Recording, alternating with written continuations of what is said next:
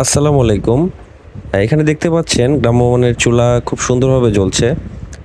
এই চুলা দিয়ে মূলত একটি পিকনিকের আয়োজন করা হচ্ছে। এখানে পেঁয়াজ, মরিচ, আদা, রসুন কাটা হচ্ছে। তো যারা এই পিকনিকের আয়োজনটি করেছেন, তারা হচ্ছে আমাদের ক্লায়েন্ট। পাবনার রথখোলা, গয়েশপুর থেকে আমাদের এই চুলাটি সংগ্রহ করেছেন উনারা এবং একটি সুন্দর পিকনিকের আয়োজন করছেন তাদের প্রজেক্টে। তো এখানে খুব সুন্দরভাবে রান্না করা হচ্ছে।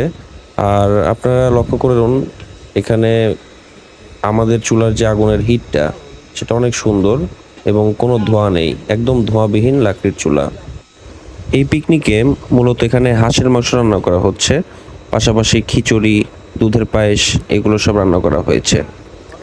আর মজার ব্যাপার হচ্ছে আমাদের এই চুলাটি দিয়ে মাত্র ৫ কেজি লাকড়ি খরচ করা হয়েছে পুরো পিকনিকের রান্নার আয়োজনে। তো এই ধরনের চুলা পেতে